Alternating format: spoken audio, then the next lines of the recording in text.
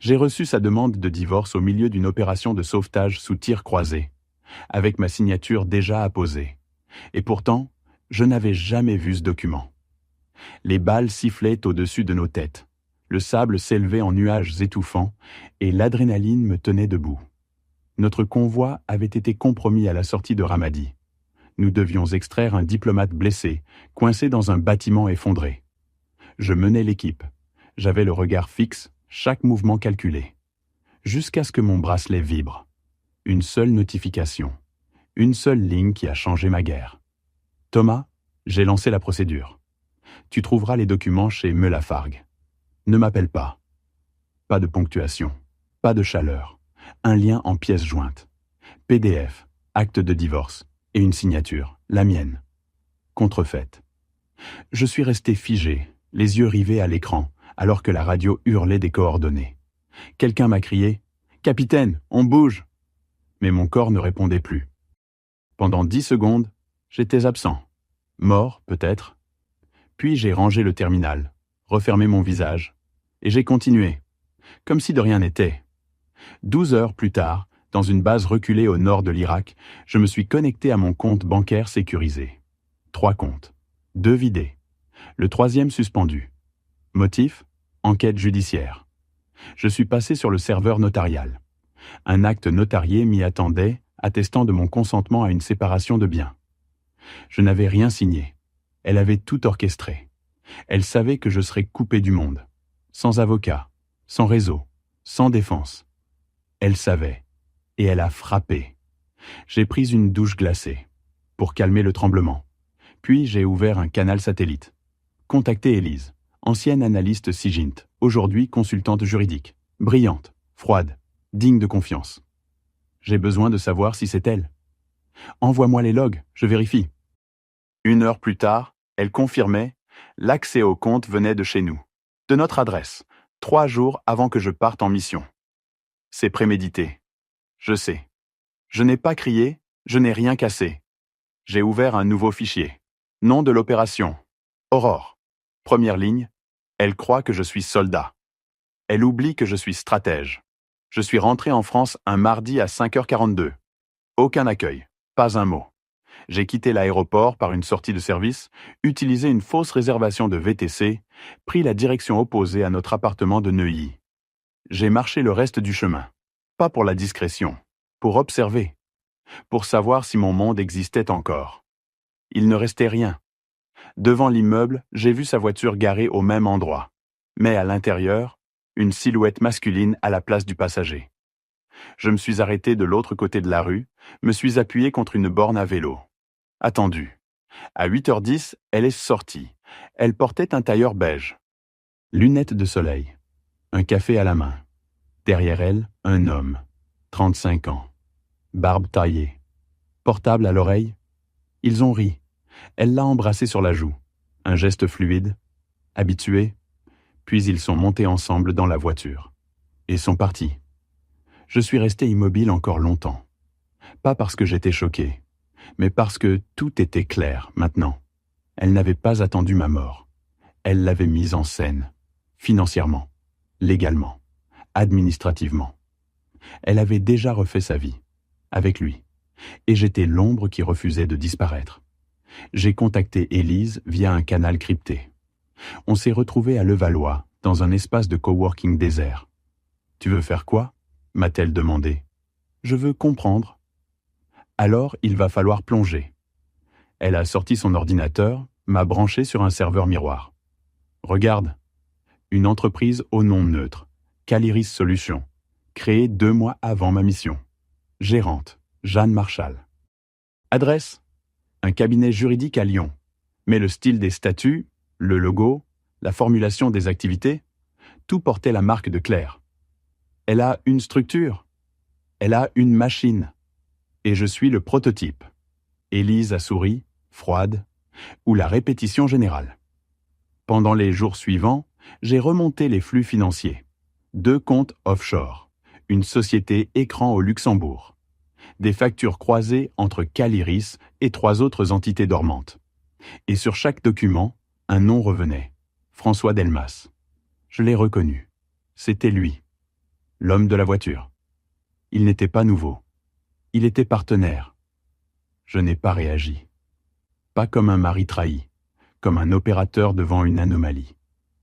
J'ai listé les noms, croisé les dates, ouvert un tableau de correspondance. Puis j'ai rédigé une note. Structure de dissociation par contournement conjugal. Elle ne m'avait pas quitté. Elle m'avait monétisé. Le soir, je suis retourné dans l'ancien appartement. Pas pour entrer. Pour observer. Elle rentrait seule. Il n'était plus là. Elle s'est arrêtée une seconde dans le hall, a regardé son téléphone, puis a souri. Un sourire vide, sensible, sans émotion. Comme une actrice après une bonne scène. Et j'ai compris. Elle ne m'avait jamais attendu. Parce qu'elle n'avait jamais eu besoin que je rentre. Élise m'a obtenu l'accès à un système de veille financière réservé au cabinet de conformité. Officiellement, c'était pour un audit. Officieusement, pour décoder une fraude sentimentale d'architecture industrielle. Elle agissait sans affect. Chaque information était une brique, chaque brique une preuve. Moi, je n'étais plus mari, j'étais analyste, stratège. Et chaque ligne de code me confirmait une chose. Claire ne m'avait pas trahi par passion. Elle m'avait effacé pour gagner. Dans les fichiers récupérés, nous avons trouvé une cascade de montage. Caliris payait Novalis Conseil, une microstructure basée à Bruxelles. Novalis versait ensuite des honoraires à FD Associés, cabinet de consulting privé enregistré à Malte. Et de là, plusieurs virements discrets vers un compte à Andorre, au nom de C. Morel. C comme Claire. Tout était légalisé, policé, nettoyé. Mais un détail m'a glacé. Un document daté de 6 mois auparavant. Objet. Simulation post-dissolution d'union légale avec clause de répartition présignée. En clair, ils avaient tout préparé. Même ma réponse. Même ma signature. C'est une mise à mort douce, a dit Élise. Non, c'est chirurgical. Tu veux faire quoi? Exposer tout?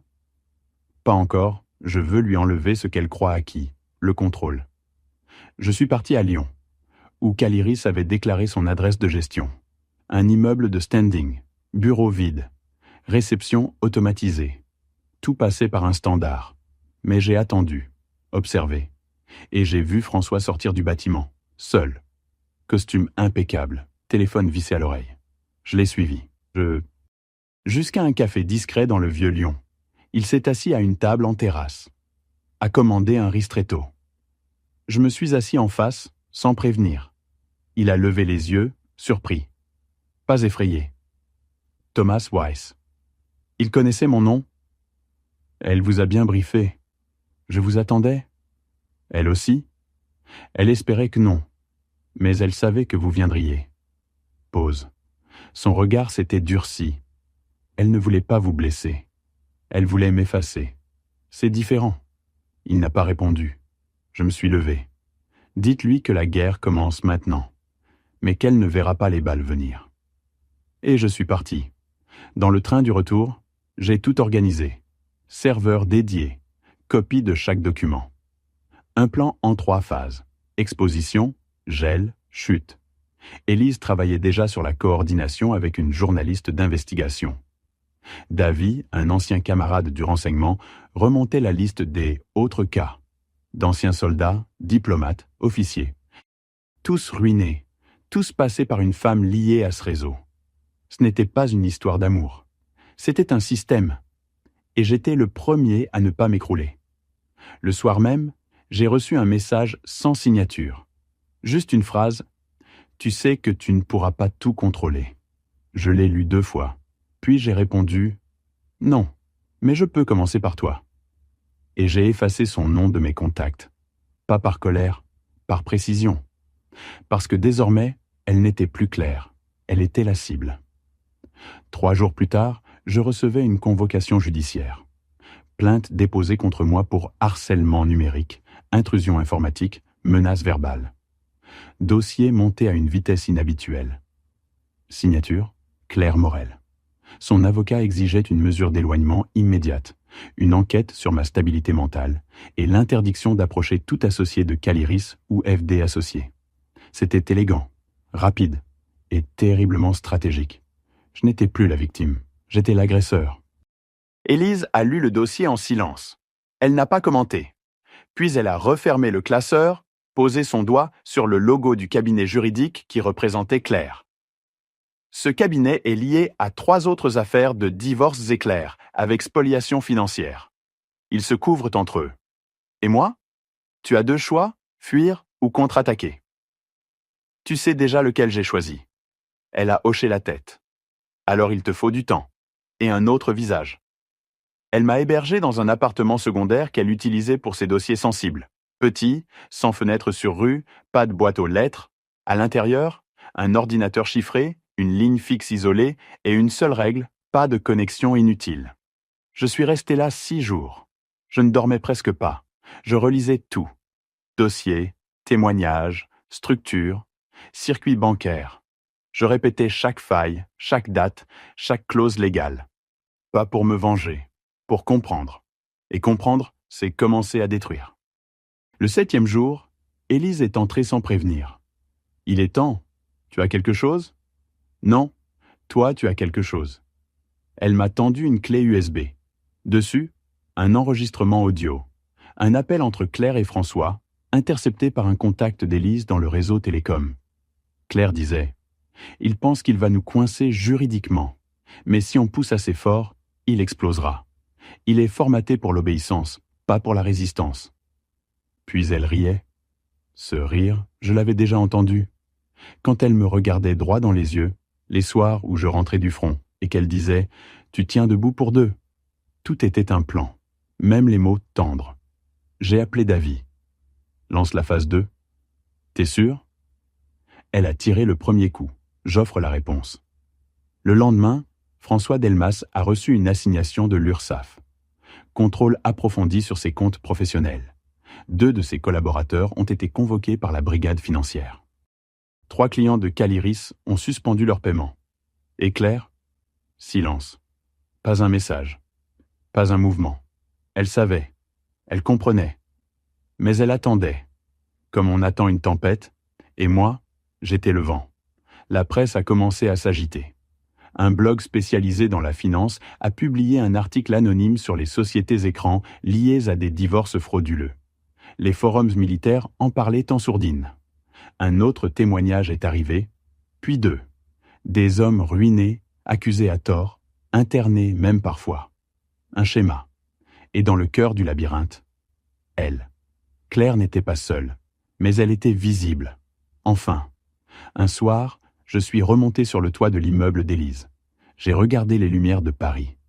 Et j'ai senti, pour la première fois, que la peur avait changé de camp. La riposte ne tarda pas. Elle fut brutale, chirurgicale, presque belle dans sa précision. 3 jours après les premiers mouvements juridiques, un article parut dans un grand quotidien économique. Titre : Le syndrome du soldat. Quand les vétérans confondent divorce et paranoïa. Le sujet : un officier anonyme, prétendument instable, accusant à tort son ex-femme de manipulation financière. Chaque phrase était calculée. Chaque allusion visait à me faire passer pour un homme fragilisé par ses missions, incapable de distinguer le réel de l'offense. Aucun nom. Mais les dates, les détails, les montages évoqués. C'était moi. Elle avait frappé au cœur. Ma légitimité. Élise me trouva sur le sol du salon, dos contre le mur. Laptop sur les genoux. L'article ouvert. Les yeux vides. « Elle joue à ta place maintenant », dit-elle doucement. « Elle ne veut pas me battre. Elle veut que je m'effondre. Alors ne tombe pas. » Elle m'a tendu un dossier. À l'intérieur, une série de documents fiscaux, extraits bancaires, correspondances internes, des preuves livrées par un informateur anonyme. Le contenu ? Une ligne directe entre Caliris et un député. Et une autre vers un haut fonctionnaire chargé des programmes de soutien aux militaires. Claire ne faisait pas que détourner l'argent. Elle le faisait depuis l'intérieur, avec la bénédiction de ceux censés nous protéger. Davy entra sans frapper. On a un témoin, un vrai. Non ? Capitaine Sylvain Martel. Mission Barkhane, même structure, même femme, même fin. Il apporta son témoignage enregistré. Martel racontait promesse, mariage rapide, partage de comptes, puis effacement. Une procédure de divorce accélérée, une dette inventée, une assignation et l'expulsion de sa propre maison. Il a tenté de se suicider 2 fois, dit Davy. J'ai serré les dents. On le protège. Maintenant, nous avons monté une cellule parallèle. Nom de code, miroir. But, recenser, anonymiser et relier chaque cas. Martel devint la première voix officielle. Puis vinrent d'autres. Un médecin militaire, un diplomate, un sous-officier radié pour comportement instable, alors qu'il avait découvert des virements suspects sur son propre compte. Tous les chemins menaient au même schéma. Tous les visages finissaient par se fondre en un seul, Claire. Je pris la parole dans un forum sécurisé de l'Association des anciens combattants, sous pseudonyme. Je racontais sans détails personnels, mais avec précision stratégique. Le poste fut partagé, relayé, remonté. Et parmi les réponses, une me fit frissonner. J'ai connu Claire Morel. Elle s'appelait Claire Lefebvre à l'époque. Même histoire, même mécanisme. 2013, Strasbourg. Mon frère ne s'en est jamais remis. Elle existait depuis plus longtemps qu'on ne le pensait. Elle changeait de nom, de visage, de méthode, mais pas de cible. C'est un modèle économique, dit Élise. C'est une guerre, répondis-je. Elle me fixa. Alors, il est temps d'y mettre un terme. Nous avons rassemblé tout le matériel. Élise prépara un dossier complet à destination du parquet national financier. Davy crypta les données, les dupliqua sur 3 serveurs. Martel signa un témoignage sous serment. Et moi, j'ai écrit une lettre. Pas pour elle, pour ceux qu'elle n'avait pas encore touchés. Une lettre qui commençait ainsi « Je suis revenu vivant de zone de guerre. Mais c'est ici, chez moi, que j'ai été pris pour cible. Et cette fois, je ne me battais pas pour moi. Je me battais pour tous les autres. » Le parquet national financier ouvrit une enquête préliminaire dans un silence total. Pas un mot dans la presse, aucune fuite. Mais nous savions qu'il travaillait. Les premières convocations tombèrent en moins de 48 heures. 3 anciens collaborateurs de Caliris, un avocat du cabinet qui avait géré ma séparation, et un conseiller ministériel cité dans les documents récupérés. Claire, elle, ne bougea pas. Pas un mot. Pas une réaction publique. Elle attendait. Pas parce qu'elle doutait. Parce qu'elle préparait quelque chose. Un matin, Élise m'envoya un message simple. « Regarde les publications légales. » Je me connectais et je vis. Une nouvelle entreprise venait d'être enregistrée à Bordeaux. Nom, Alice Conseil. Gérante, Claire Lefebvre. Elle changeait d'identité, de ville, de registre. Mais elle ne stoppait rien. Elle déplaçait juste le champ de bataille. « Elle croit que tu vas t'épuiser, » dit Davy ce soir-là. « Elle croit que j'agis seul. » Et elle avait tort, car cette fois, nous avions un plan. Nous avons établi une stratégie en 3 volets. Exposition, faire fuiter une version partielle du dossier à une journaliste ciblée, intègre, expérimentée. Protection, garantir l'anonymat des témoins à travers une association nouvellement créée. Cible fantôme. Action coordonnée. Transmettre les preuves non plus en cascade, mais en une seule frappe, centralisée, incontestable. Le 17 mars, à 7 heures du matin, l'article sortit. Sur Le Signal, média d'investigation indépendant. Titre, fraude sentimentale, corruption et silence le complice. Quand la vulnérabilité devient un marché. Aucune accusation directe, mais des faits, des chiffres, des schémas, des voix, et surtout, des survivants. Dans les 2 heures, la boîte mail de cible fantôme explosa. Témoignages, demandes d'aide, histoires brisées. L'un d'eux écrivait « Je ne savais pas que j'avais été victime », jusqu'à ce que je lise vos mots. Un autre « Elle a tout pris, mon fils, mon nom, mon passé, et j'ai cru que c'était moi, le fou. » Et je sentis, pour la première fois, que ce que j'avais commencé n'était plus une vengeance.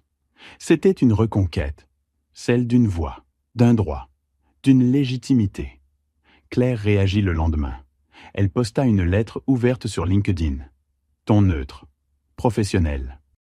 Elle parlait de diffamation orchestrée, de vengeance personnelle d'un ancien conjoint instable, de tentative d'instrumentalisation du trauma militaire à des fins personnelles. Elle signait Claire Lefebvre, directrice de projets éthiques. J'aurais pu répondre. Mais je n'ai pas eu besoin. 150 commentaires en moins d'une heure. Pas des insultes, des faits, des recoupements, des liens vers l'article, des messages d'autres femmes, qui l'avaient connue sous un autre nom. Le contrôle lui échappait, et elle le savait. « Il est temps », dit Élise. Elle remit le dossier complet au parquet. Cette fois, en version définitive. Chaque transaction, chaque identité, chaque faux témoignage, chaque victime. Et moi, au centre, mais plus seul. Cette nuit-là, je suis resté éveillé. Je regardais mon téléphone. Pas pour un message de Claire, mais pour celui du procureur. À 3h16, il est arrivé.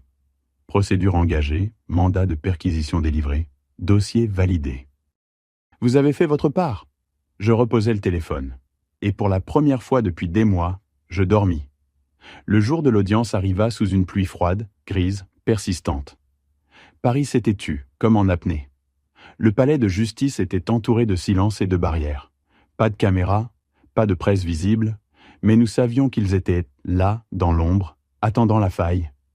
Je portais un costume sombre, neutre, pas militaire, pas civil, juste, debout.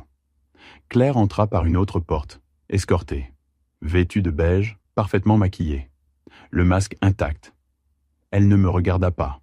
Son avocat plaida la confusion, l'erreur administrative, la vengeance d'un homme blessé. Mais les preuves étaient là, trop claires, trop nombreuses. Et les visages dans la salle, anciens officiers, témoins, experts, disaient autre chose. Ça n'était pas une erreur. C'était une mécanique. Je fus appelé à la barre. Je récitais les faits, sans colère, sans lyrisme. J'expliquais les montages. Les transferts, les témoignages croisés. Je citais des dates, des noms, des villes, et à la fin, je dis « Elle n'a pas trahi un homme. Elle a trahi un système de confiance. Elle a utilisé les failles de ceux qui servent pour se bâtir un empire. Et elle a laissé derrière elle des ruines humaines. » Silence. Le juge nota.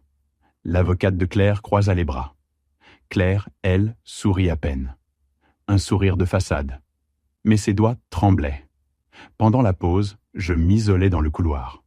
Léna me rejoignit, venue exprès de Strasbourg. Elle me tendit un rapport. La structure Alice avait été gelée. Compte bloqué. Elle n'a plus de couverture. Elle le sait. Elle vient de le comprendre. La seconde partie de l'audience fut brève. La procureure lut les conclusions. Escroquerie aggravée, abus de faiblesse, fraude fiscale, usurpation d'identité. Le tout construit sur 10 ans. Le tout rendu possible par l'inaction ou la complicité d'autres. Mais aujourd'hui, les autres parlaient aussi. Le jugement fut mis en délibéré. Claire se leva, regarda brièvement la salle, et là, pour la première fois, ses yeux croisèrent les miens. Aucun défi, aucune honte, juste un vide. Comme si elle cherchait quelque chose qu'elle avait définitivement perdu. Puis elle fut escortée hors de la salle. Et moi, je restai assis. Pas par fatigue, par nécessité. Je devais sentir ce moment, l'enraciner, le garder. Car c'est ici que finissait l'histoire. Mais pas la mission. Le jugement tomba 2 semaines plus tard. 8 ans de prison ferme pour Claire Morel, alias Claire Lefebvre. Saisie de tous les actifs liés à Caliris, Alice et structures associées. 3 collaborateurs inculpés. 8 autres placés sous surveillance judiciaire. Je ne suis pas allé à la lecture, j'étais ailleurs. Dans un petit bureau, au fond d'un centre d'aide que nous avions fondé. Vigie. On n'y parle pas de vengeance, on y parle de reconstruction, de preuve, de protection. Je relisais un témoignage d'un jeune capitaine. Presque le même schéma, presque la même fin. Sauf que lui, on l'avait intercepté à temps. Il est vivant. Et il reconstruit. Je refermais le dossier. Regardais par la fenêtre. Paris continuait. Bruit, pluie, indifférence. Et moi, je restais là. Pas pour tourner la page. Pour que personne d'autre n'ait à l'écrire.